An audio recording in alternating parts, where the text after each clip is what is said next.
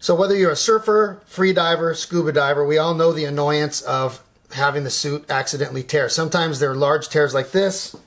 Other times they might just be little tiny nicks and scratches that can happen with brushing up against rocks, or maybe your toenail grabs a hold of something.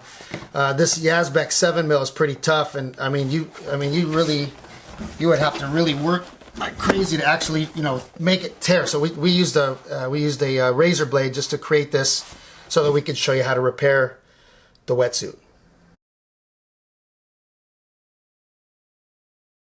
So to do your wetsuit repair, you're going to need the following items. We're using a skewer stick here. It's basically something to apply the glue with. It could be a toothpick, a playing card, a stiff piece of cardboard. You need a napkin, and optionally you need something to create some weight. We'll go over that in a moment. A heavy book, or a diver's weight, or in this case we got a zinc. And then last and certainly the most important is the Yazbeck Neoprene Repair Glue. So before you even think about taking out the glue, make sure that you rinse your wetsuit off really good. Get all the salt water, the sand, the debris off of there. And the most important thing of all, make sure that it is dry, dry, dry before you start this glue up. Also, we think it's important to remind you to work in a well-ventilated area. So the reason we're showing two different types of tears is that, sometimes you get a big ol' ugly tear, but we want to emphasize the importance of, just as a part of your everyday maintenance, you want to check over your suit when you turn it inside out and rinse it. Check for little tiny things like this, because if you can repair it when it's like this, you'll prevent the big things like this. So it's it's just like an ounce of prevention kind of a concept. Also, be careful not to touch these glue up surfaces with your hands too much, because the oils from your fingertips could mix with the glue and cause the glue not to stick very well. So when you're preparing a smaller nick such as this, you have to put pressure on both sides in order to keep both of these surfaces apart. Because what's going to happen is you're going to put one layer of glue, let that dry 5 minutes, and then you're going to put a second layer of glue over it. And you don't want it to accidentally go back together prematurely, otherwise you're going to cheat yourself there. So the reason for the weight is that, one way we found to keep it is if you just put the weight on top of there, it just sort of does the work for you, so that you don't have to stand there and hold it by hand for 5 minutes. It's not the end of the world. You don't need this. It's not mandatory, but it's just a convenience thing. So you're going to begin by removing the cap, and when it's brand new, there will be a silver seal here, and it's a standard tube opening. You just take the pointy end of the cap and puncture it. So that's standard. And you want to use a very thin layer of glue, just a very thin layer. And you want to apply it to both surfaces. On this kind of repair, it's kind of interesting because the surfaces aren't really completely separate. But you just want to make sure that you completely cover each face to be glued. Whoop, a little too much there. Cover each face to be glued, but you don't want to. You definitely want to be. You don't want to glob it on. You don't want it to be, ridiculously piled all over the place, because all you really gain out of that is just a messy glue up. So we just want to cover this. And now what we're going to do is we're going to wait 5 minutes for layer number 1 to dry. So here we are now doing the second layer of glue, and again, you just want to think about putting just the right amount, just enough glue. You don't want to use very much excess, because all you're going to do is actually work against yourself. The more excess glue you put in there, you're actually weakening your bond, and you're also, if the glue were to, if you put so much excess glue that it starts piling up on here on the titanium, then you're going to end up with that scar tissue like we talked about, where you're going to end up with a hard surface here that could irritate your body. So just try to keep the glue committed to the glue surface, and don't let it cheat up onto the around the corner, so to speak. So when enough time has lapsed, 7 minutes after the second layer, you're going to carefully bring your glue up surfaces in contact with each other, and the pressure you want to exert is such that you're encouraging the surfaces, the glue surfaces, to go together.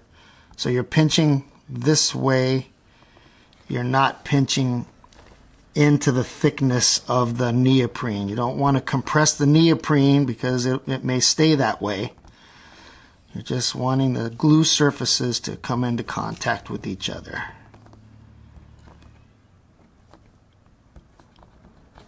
And we sort of feel like it would be a good idea to leave, once you feel like your glue up is finished, we think it's a good idea to leave the suit for, let it sit around for 10 or 20 minutes. I mean, you probably only need about a minute, but there's not really a big payoff for you to start yanking on your wetsuit just to see if it worked, right? So give it plenty of time to cure.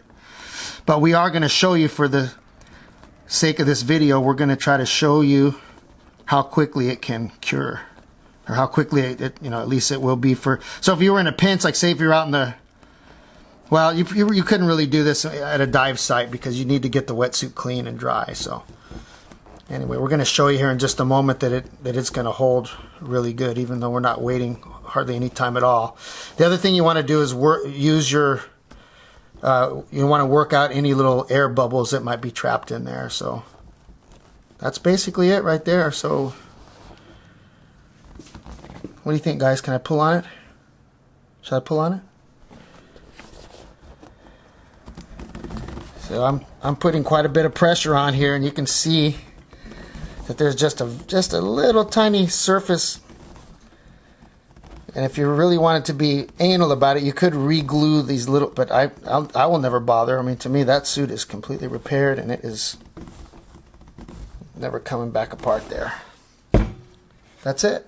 So after almost no time at all, this should be pretty much ready to go. So I can put my fingers in here. I mean, I can try to pull this apart, and you can see there's just a little teeny, just almost like a surface fracture there. But I mean, this is really, this thing is back together.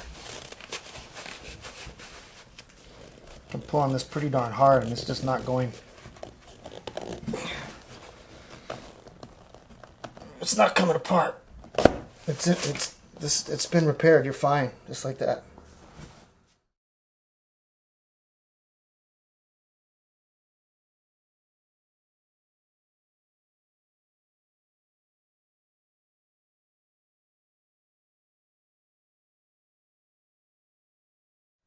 So when you want to really improve your skills, after you learn how to glue up a 7 mil, you can try a thinner suit. This is somewhere around maybe around a 2 mil.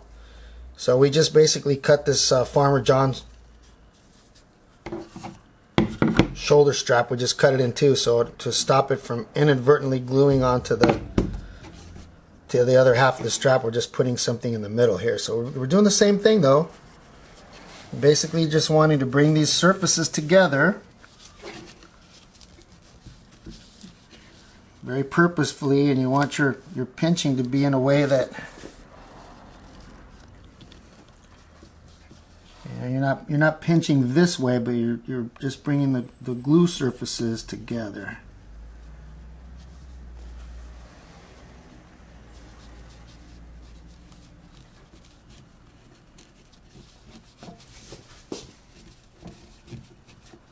Working out the air bubbles, and because we were careful not to put an inordinate amount of glue, we were careful. We didn't go crazy with it. We got maybe a little tiny bit extra here, but we're in good shape here. I'm gonna try to encourage these air bubbles to come out.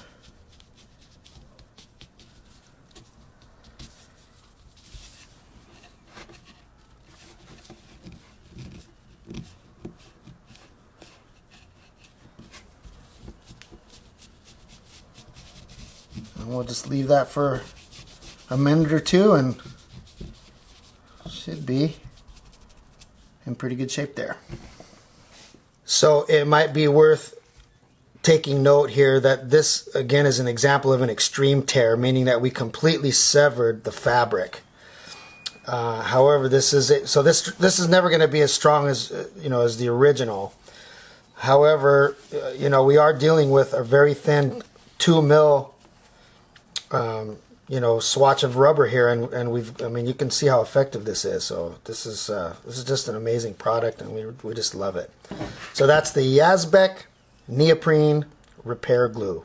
So thanks for watching. We hope that this has been helpful to you.